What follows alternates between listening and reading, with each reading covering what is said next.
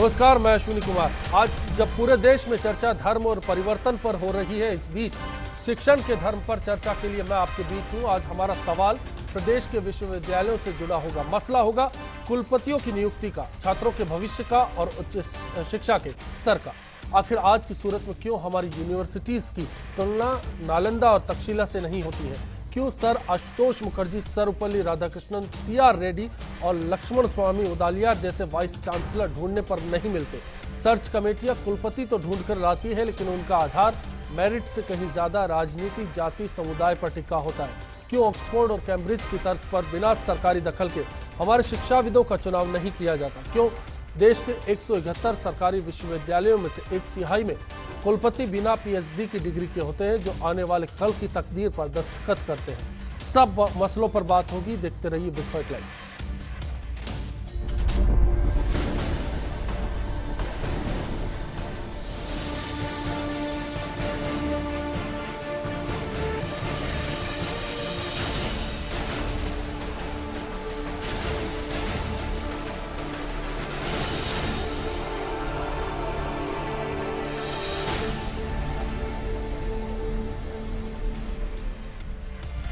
आज के इश्यू पर चर्चा के लिए खास मेहमान हमारे साथ हैं। विधायक और बीजेपी नेता ज्ञानदेव आहूजा जी हमारे साथ हैं। कांग्रेस नेता सुनील शर्मा जी हमारे साथ हैं।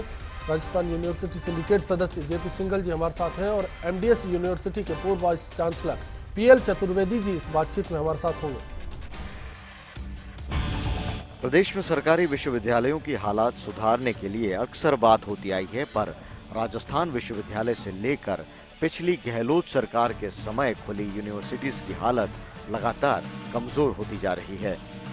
प्रशासनिक अधिकारियों का बढ़ता हस्तक्षेप विश्वविद्यालयों के शैक्षणिक स्वरूप पर तीखा हमला कर रहा है, जिससे इनकी बीमारियां लगातार बढ़ती जा रही हैं।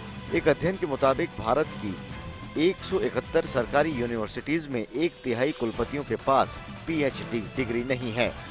यहाँ तक कि कई के पास तो आवश्यक शैक्षणिक योग्यता भी नहीं है। साल 1964 में कोठारी आयोग ने सिफारिश की थी कि सामान्य तौर पर कुलपति एक जाना माना शिक्षाविद या प्रतिष्ठित अध्येता होगा। अगर कहीं अपवाद की जरूरत भी पड़ती है तो इस मौके का इस्तेमाल उन लोगों को पद बांटने के लिए नहीं किया जाना चाहिए जो इन शर्तों को पूरा नहीं करते हैं। लेकिन आज इसे एक विडंबना ही कहा जाएगा कि इस रिपोर्ट के आने के 5 दशक के बाद भी अधिकतर उन्हीं लोगों को विश्वविद्यालयों में ऊंचे पदों के लिए चुना जा रहा है जिनके तार शिक्षा माफिया से जुड़े हुए हैं। सच ये है कि तथाकथित सर्च कमेटियों के अस्तित्व में होने के बाद भी अधिकतर कुलपतियों के चयन का आधार मेरिट पर न होकर राजनीतिक पहुंच, जाति या समुदाय का हो गया है। ये कहना गलत नहीं होगा कि कुलपतियों की नियुक्ति सत्ताधारी दलों के राजनीतिक हितों को साधने के लिए की जाती है। अब सवाल यह है कि शिक्षा के इन शीर्ष स्थानों पर वरिष्ठ शिक्षाविदों का न होकर प्रशासनिक अधिकारियों का होना यहाँ के शिक्षण क्रम और शोध को क्या बुरी तरह प्रभावित नहीं कर रहा है? ये एक बड़ा सवाल है कि शिक्षाविद कुलपति का कार्यकाल पूरा होने से पहले ही राजभवन स्थायी कुलपति को लाने की मजबूत पहल क्यों नहीं करते?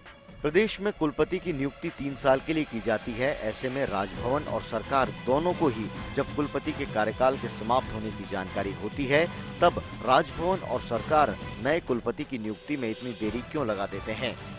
क्यों विश्वविद्यालयों के कुलपति जैसे महत्वपूर्ण पद का कार्यवाहक दायित्व संभागीय आयुक्त को सौंप दिया जाता है?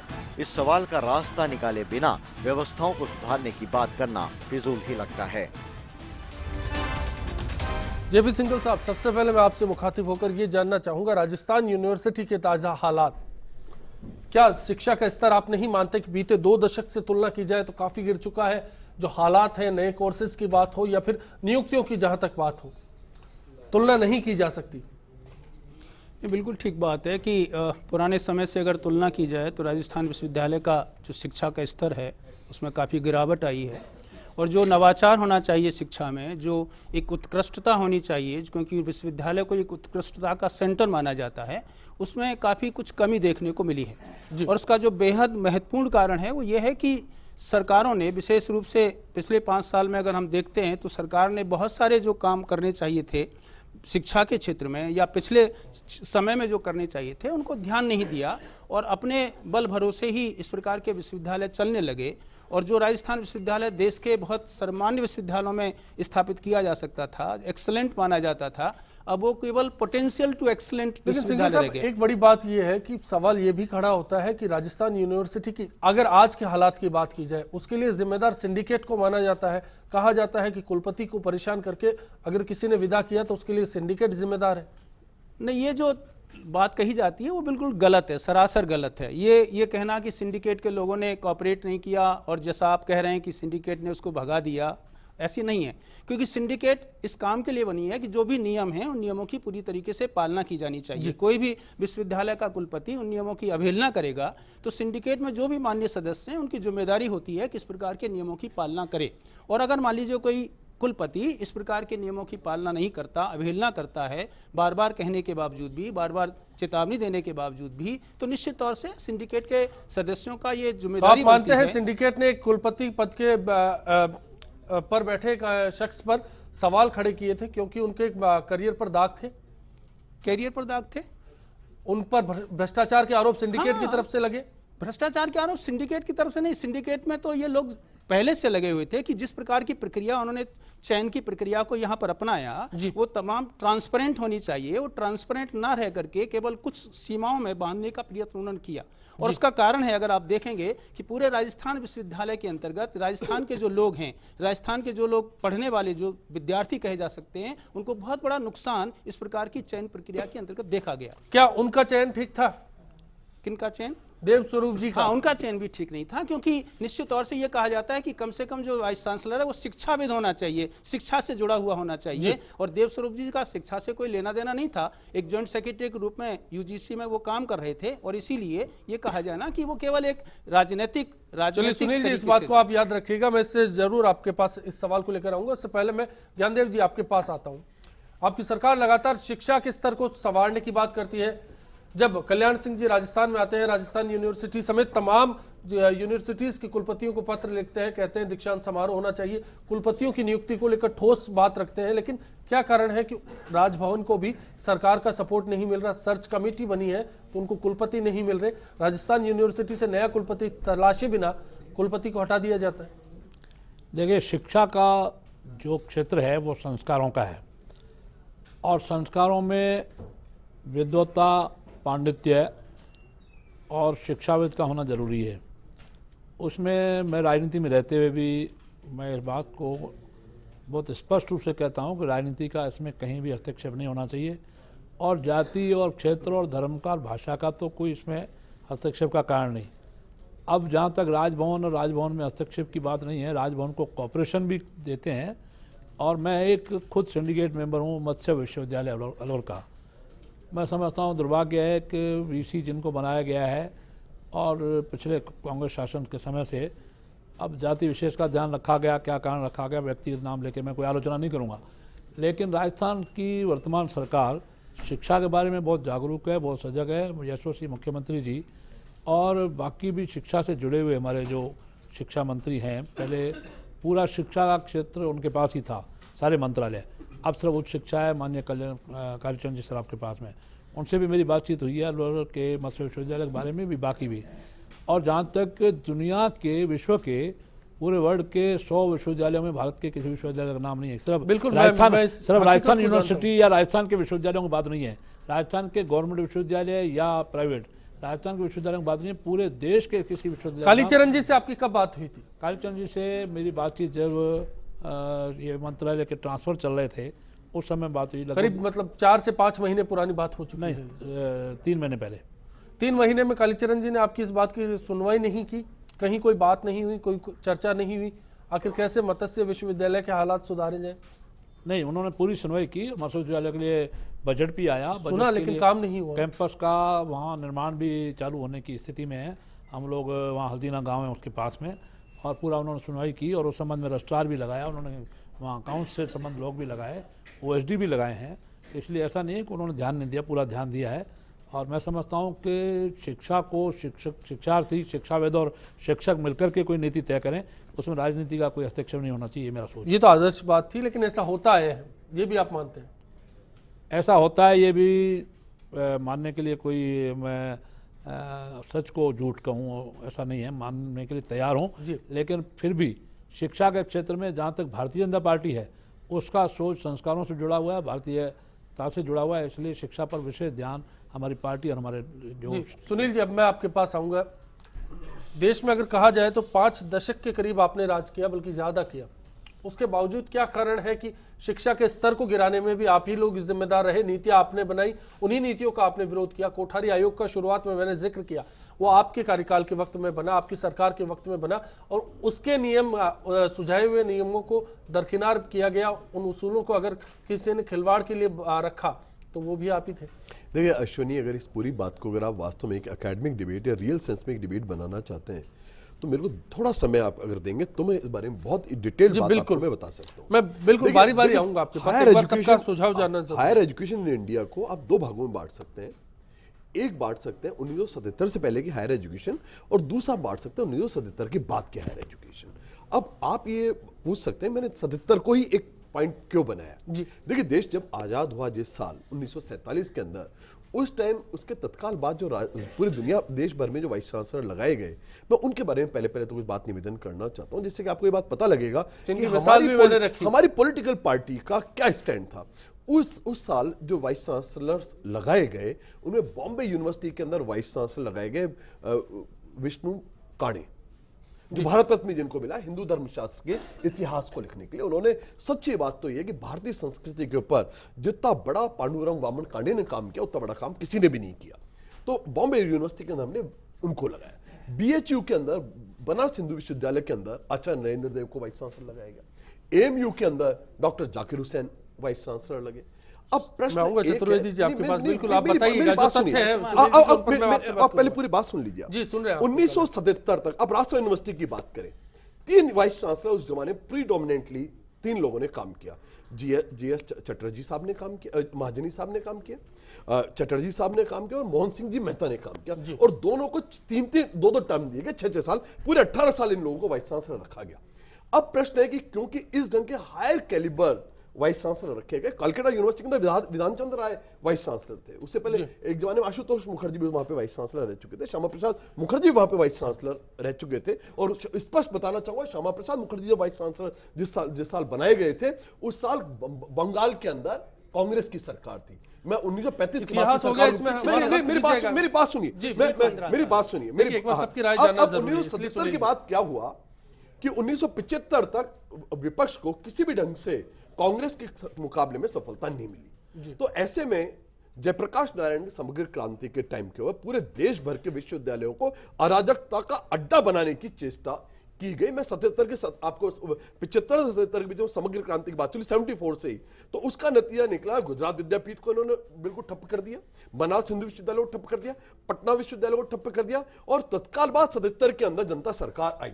जनता सरकार ने आते ही केवल और केवल अराजकतावादी या पुनरुत्थानवादी या उन लोगों को वाइस चांसलर बनाने का एक मुहिम चलाया जो संस्कारों के नाम पे, जो बाद में आप सुधार नहीं पाए, बाद में आपको कई मौके मिले। नहीं बाबू, पूरी बात बताऊंगा आपको। राजीव जी, मेरी बात सुनिए। देखिए, आप जब बोल रहे तो मैं नहीं बोल रहा था ना, संस्कारों का परिचय दीजिए, संस्कारों का परिचय दीजिए। देखिए, जब मैं आप बोल रहे मैं नहीं बोल रहा हूं। सुनील जी, हम बिल्कुल वक्त की हमारे साथ लगातार, क्योंकि हम सेगमेंट्स में बात करेंगे, तो एक बार छोटे में आप बताएं, फिर मैं दूसरे दौर में आपके पास लौटूंगा। तो प्रश्न एक है कि उसके बाद वो जो फ्रस्ट्रेशन जो था, पूरे विपक्ष के पास जो फ्रस्ट्रेशन था, जो समग्र क्रांति के रूप में बाहर आया, उसका नतीजा निकला कि विश्वविद्यालयों को राजनीति का अड्डा बनाने की चेष्टा की गई। और उसी के बाद पूरे हिंदुस्तान के अंदर उच्च शिक्षा का उन्मूलन हुआ। उसके बाद किसी विश्वविद्यालय में सर्वपल्ली राधाकृष्णन जैसा वाइस चांसलर नहीं आया। उसके बाद किसी विश्वविद्यालय में जीसी पांडे जैसा वाइस चांसलर नहीं आया। चतुर्वेदी जी, बीच में अश्विनी जी एक बात मैं कहना चाहूंगा, एक बात कहना चाहूंगा कि ये जो बातचीत कर रहे हैं कि इतने बड़े बड़े लोग जो वाइस चांसलर्स बने,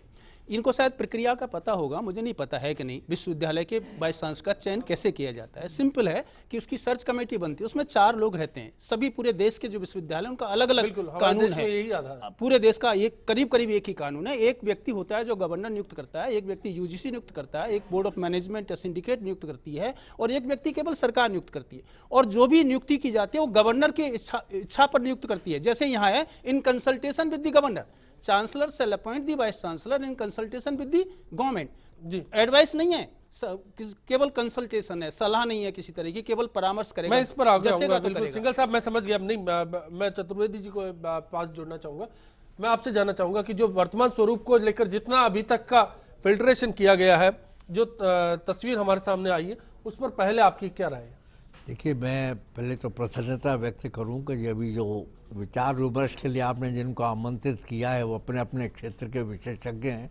जी, मान्यवर ज्ञानदेव जी ने भी बहुत बढ़िया अपने पक्ष का जो प्रस्तुत किया है, उसी प्रकार से सुनील जी ने एक पक्ष प्रस्तुत किया है। मेरा निवेदन करना ये है कि इनमें से विशेष करके सुनील जी ने जो नाम लिए हैं, मैं उनको संकेत फिर दोबारा करना चाहूँगा कि उन नामों के अंतर्गत ये 1967 में डॉक्टर मोहन सिंह मेहता चले गए थे जी, और 67 से 75-77 तक कांग्रेस का ही शासन रहा। और उस शासन काल में कांग्रेस के उस शासन का, मैं इस कारण से राजनीति से जोड़ना नहीं चाहता। बिल्कुल नहीं, हम राय जानना चाहते मैं राजनीति से नहीं जोड़ना चाहता इसे। जी, ये जो ह्रास वाली बात है, उसको राजनीति के साथ जोड़ने का दुष्प्रयत्न न किया जाए। जी, यह हमारे सत्ताधीशों की मानसिकता मुख्य रूप से रही है।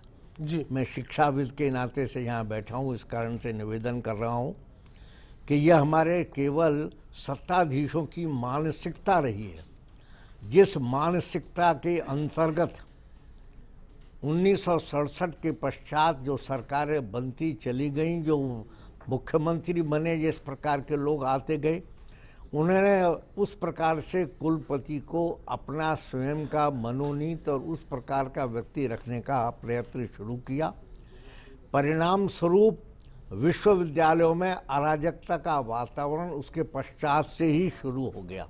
जी, मुझे अच्छी प्रकार से स्मरण है, मैं वहाँ उस समय सिंडिकेट का मेंबर भी था 1972 से 72, 73, 74, 75, 76 से इस सारे पीरियड में विश्वविद्यालयों का क्या माहौल किया गया है जी, और राजनीति के द्वारा उस समय की किया गया, और प्रभावी राजनीति कौन सी थी उसके दोबारा संकेत करने की आवश्यकता नहीं है।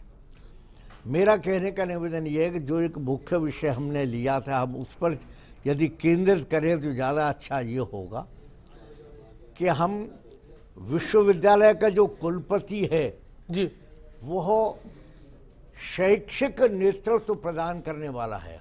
बिल्कुल, शैक्षिक के अंतर्गत उसका दायित्व शिक्षा में श्रेष्ठता लाना, जी, शोध में श्रेष्ठता लाना, किंतु साथ साथ उसको प्रशासन भी करना होता है। इस कारण से प्रशासनिक क्षमता भी उस प्रकार की चाहिए। बिल्कुल वाजिब है। वो प्रशासनिक क्षमता उस पर आएगी उसके स्वयं के अनुभव के आधार पर। लेकिन ऐसा आजकल होता नहीं है, ऐसे लोग मिल नहीं पाते। मैं वही निवेदन कर रहा हूँ, मिल नहीं पाते नहीं है।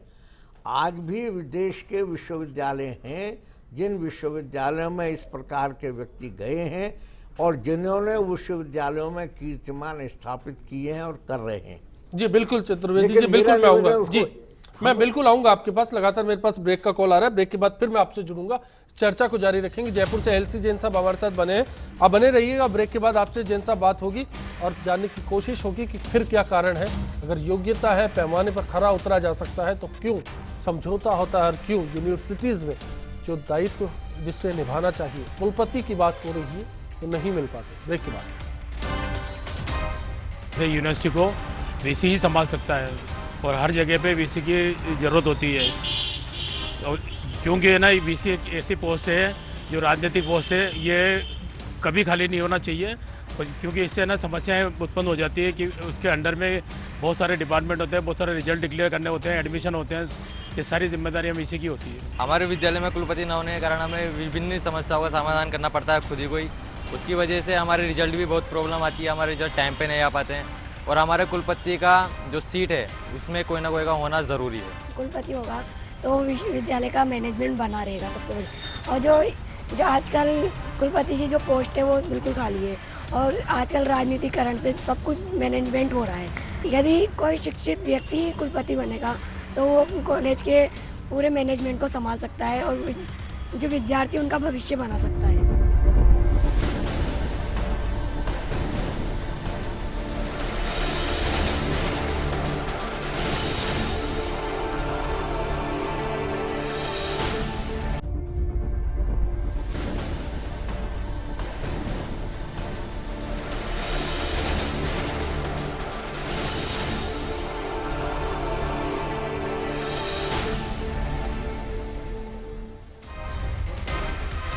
जी, इस चर्चा में आज हमारा सवाल है, क्या कुलपति की नियुक्ति राजनीतिक समीकरणों के मुताबिक होनी चाहिए? firstindianews.com हमारी वेबसाइट है, इस पर आप अपनी राय दे सकते हैं। फेसबुक और ट्विटर पर भी आप बता सकते हैं आज के सवाल पर आप क्या सोचते हैं। जयपुर से कॉलर एलसी जैन साहब हमारे साथ जुड़े हैं। जैन साहब बताइए, क्या कहना है आपका? हाँ पारिक साहब नमस्कार। मेरा जो है विचार ये है जी कि अगर जो है शिक्षा के क्षेत्र में है ना, जी, तो शिक्षा के क्षेत्र के आदमी को ही लाना चाहिए, बिल्कुल। लेकिन उसकी जगह हो क्या रहा है कि ये जो राज्यपाल के द्वारा नियुक्त होते हैं कुलपति, राष्ट्रपति के द्वारा होते हैं, तो ऐसी हालत में जो है वो खुद राष्ट्रपति जो है सत्ताधारी जो पार्टी पर निर्भर रहता है, तो जब खुद गुलाम हो तो खुद क्या अच्छा कर पाएगा। जैन साहब शुक्रिया इस चर्चा में जुड़ने के लिए और अपनी राय देने के लिए। सिंगल साहब, मैं सबसे पहले आपके पास आऊंगा इस चर्चा में फिर से, और मैं ये जानना चाहूंगा जिस सर्च कमेटी का आपने जिक्र किया, उस सर्च कमेटी में आपने कहा एक सरकारी प्रतिनिधि होता है जिसका काम होता है सुझाव देना, लेकिन सच आप बताइए, क्या सच में सरकारी प्रतिनिधि सुझाव तक सीमित होता है या फिर जो फैसला होता है उस सरकारी प्रतिनिधि के सुझाव पर तय होता है? नहीं, सरकारी प्रतिनिधि के सुझाव पर तय नहीं हो सकता, क्योंकि एक राज्यपाल महोदय आदर्श स्थिति का आप जिक्र कर रहे हैं, लेकिन जो सामान्यतः नहीं हो पाता, सामान्यतः नहीं हो पाता, सामान्यतः नहीं हो पाता, क्योंकि 4 लोग अलग अलग तरह के लोग हैं, 4 लोग अलग अलग तरह के लोग हैं। एक बोर्ड ऑफ मैनेजमेंट से आता है, एक गवर्नर साहब नियुक्त करते हैं, एक यूजीसी की तरफ से आता है, और उनमें एक जो चेयरमैन होता है वो सामान्यतः गवर्नर नियुक्त करता है, उनमें से होता है किसी न किसी व्यक्ति। सबके लोगों के देवस्वरूप जी का जिक्र कर लूं, आपने कहा सर्च कमेटी तो उनके लिए भी रही होगी, हाँ जी, लेकिन नियुक्ति में आपने खामी भी उन्हीं के लिए बताई, नहीं, तो फिर कहां से हुआ ये मैं ये जानने की कोशिश कर रहा हूं। राज्यपाल महोदय की तरफ से राज्यपाल महोदय अंतिम निर्णय लेते हैं कि किस प्रकार के व्यक्ति को इनमें से पिकअप करना है। एक पैनल दिया जाता है 3 या 4 लोगों का, उन 3 और 4 लोगों में से एक व्यक्ति को राज्यपाल महोदय नियुक्त करने के लिए आदेश देते हैं। सरकार से उसके ऊपर कोई सलाह लेने की आवश्यकता नहीं है, सरकार चाहे वो उनकी बात माने। ताजा हालात में हम देख सकते हैं जोधपुर और जयपुर दोनों जगहों पर ऐसी स्थिति आई कि कुलपति को लेकर भ्रष्टाचार के आरोप लगे, विरोध हुआ, परीक्षा के परिणाम, नियुक्तियां, उन तक पर सवाल खड़े हुए। तो ये स्थिति ऐसी क्यों आ जाती है? इसलिए आ जाती है कि जो नियुक्ति की गई उस समय यह बात ध्यान नहीं रखी गई कि शिक्षा आवेदन है, जोधपुर के लिए नियुक्त किया गया, कोटा के लिए नियुक्त किया गया, जयपुर के लिए नियुक्त किया गया। चतुर्वेदी जी, अब मैं आपके पास आऊंगा, आपसे जानना चाहूंगा कि क्या शिक्षाविद को ताक पर रख दिया जाता है? जो प्रथम पैमाना है, जो कोठारी आयोग की जो सिफारिशें थी उसमें पहला पैमाना यही था, लेकिन इसको ताक पर रख दिया जाता है। मेरे बिल्कुल कहना, आप इस पर सही विषय पर आए हैं। वास्तव में शिक्षाविद का ही प्रभाव रहना चाहिए, और शिक्षाविद के अंतर्गत मैं आपको निवेदन करूं कि शिक्षा के साथ साथ शोध जुड़ा हुआ है, साथ साथ उसके स्वयं का अनुभव और एक दृष्टिकोण, जो व्यापक दृष्टिकोण चाहिए, जिसे विजन कहते हैं अंग्रेजी में, उस प्रकार का विजन वाला व्यक्ति हो।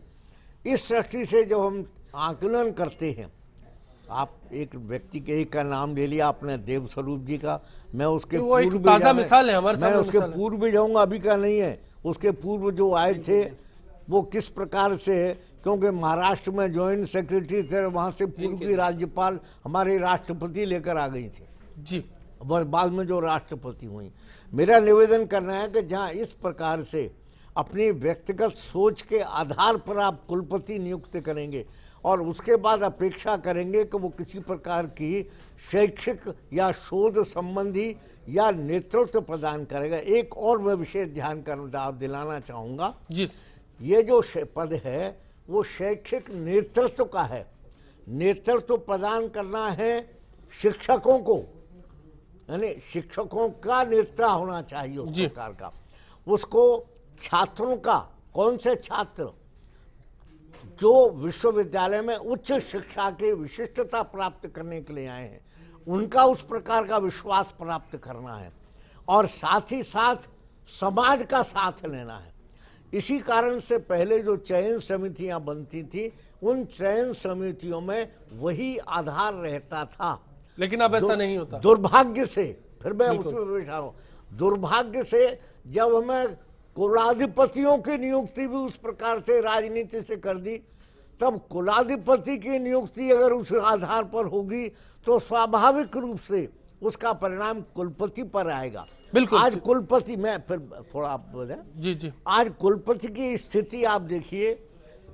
आज जो शासन ने 1.5 साल दे दिया, बार बार शासन इस प्रकार का, जैसे आपने कहा कि आयुक्तों को चार्ज दे देता है, 1.5 साल तक आयुक्त का चार्ज रहता है। जिस आयुक्त को एक बार यूनिवर्सिटी आने की फुर्सत नहीं मिलती, वो मैंने अपना अनुभव किया। मेरे यूनिवर्सिटी के बाद में महर्षि दयानंद में 1.5 साल तक खाली रहा। वो केवल 26 जनवरी और 15 अगस्त को केवल झंडा फहराने गए, अन्यथा उनके प्रवेश करने का साहस नहीं होता था। बिल्कुल, ये एक बड़ा सवाल है। इस चर्चा में हमारे साथ अब जयपुर से कृष्णा कोराणी जी जुड़े हैं। कृष्णा जी, बताइए आपकी क्या राय है आज की बहस पर? सर नमस्कार। नमस्कार सर, मैं इतने देर से आपकी न्यूज सुन रहा था, मेरे को एक बात याद आ रही है आपकी न्यूज़ों के बाद में। जी सर, मैं ये चाहता हूँ कुलपति जो व्यक्ति होता है, इस पॉलिटिक्स से इसको दूर क्यों नहीं किया जा सकता?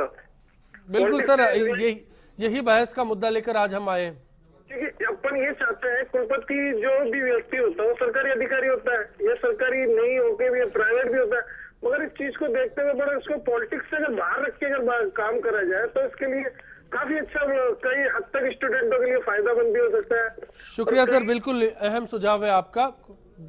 ज्ञानदेव जी, अब मैं आपके पास आता हूं, आपसे जानना चाहता हूं कि क्या कारण है, अगर बीजेपी सरकार, वर्तमान राज्य सरकार चाहती है कि शिक्षा का स्तर बेहतर हो, तो फिर आधा दर्जन राजस्थान के विश्वविद्यालयों में स्थायी कुलपति नहीं है, संभागीय आयुक्त को कार्यभार सौंपा गया है, और दूसरी बड़ी बात, सर्च कमेटी हो, राज्यपाल की जहां तक बात हो, प्रयास आपकी तरफ से शुरू किए जाने चाहिए, शिक्षा मंत्री जी को पहल करनी चाहिए, आपको नहीं लगता? और वो इस मामले में ढीले हो गए। वर्तमान जो समय है, क्राइसिस पीरियड है। सरकार बने 1 वर्ष हुआ और उस 1 वर्ष में 2 आचार संहिता लग गई हैं। बजट भी लेट आया।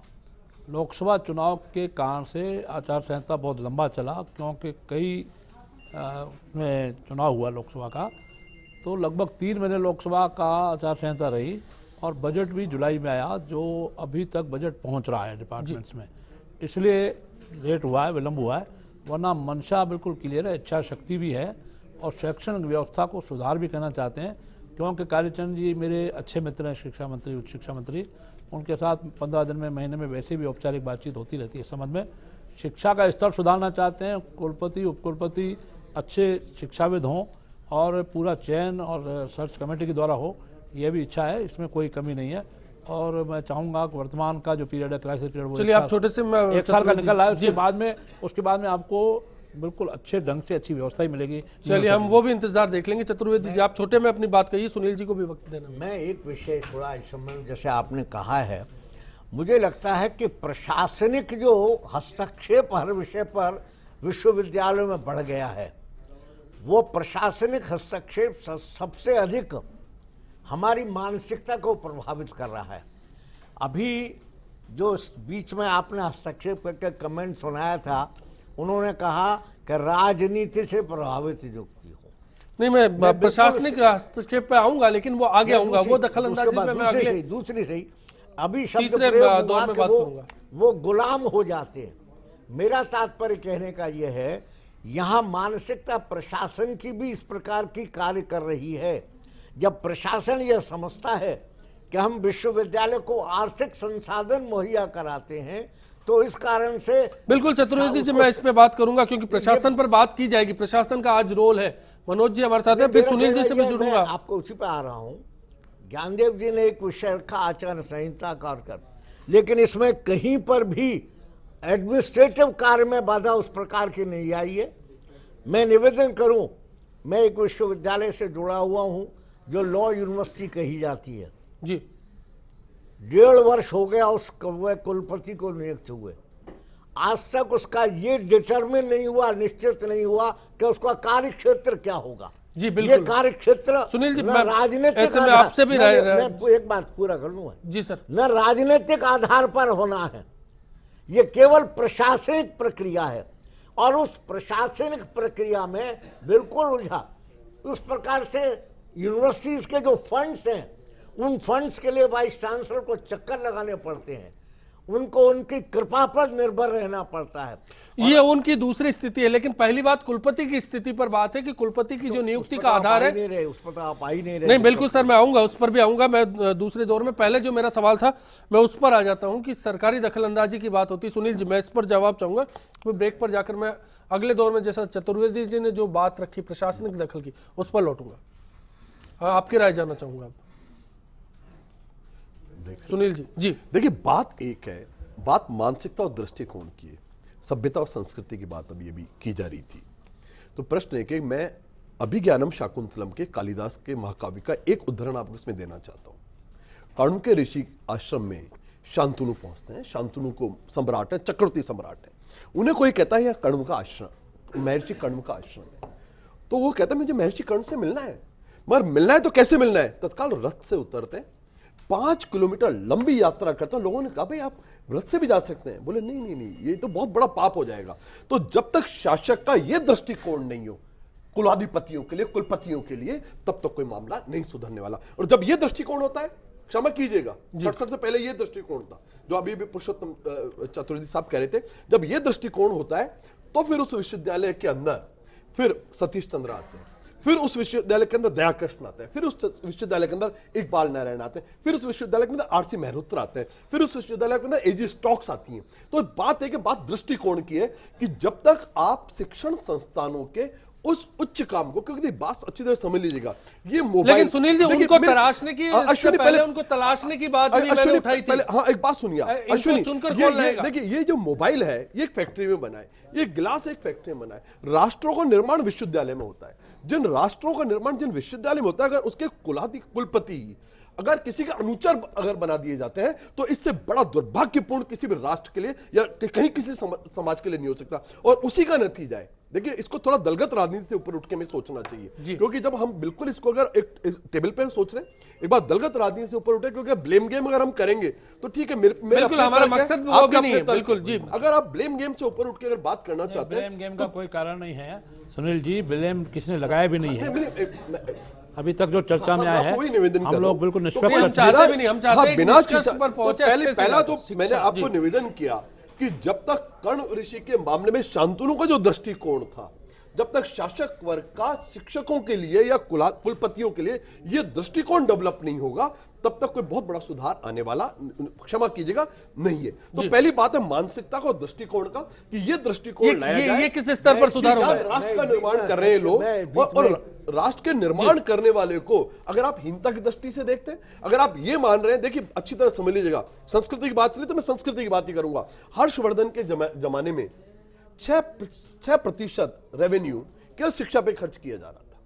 तो अगर आप रेवेन्यू अगर आप दे रहे हैं अगर शिक्षण संस्थानों को, तो आपको बहुत बड़ा एहसान नहीं करे, वो आप अपने पास से पैसा नहीं दे रहे, वो जनता का धन है और वो जनता के राष्ट्र के निर्माण में खर्च हो रहा है। अगर किसी भी मंत्री को या किसी भी मुख्यमंत्री को ये गलतफहमी हो गई, चलिए शिक्षा के स्तर की बात हो रही है और सुधारने की बात हो रही है, अब प्रशासनिक दखल की बात करेंगे। बिल्कुल ब्रेक के लिए जा रहे हैं, ब्रेक के बाद जब लौटेंगे प्रशासनिक दखल पर बात करेंगे, चतुर्वेदी जी से जुड़ेंगे, सुनील जी से बात पूरी करेंगे और राय जानेंगे दोनों सिंडिकेट मेंबर्स की।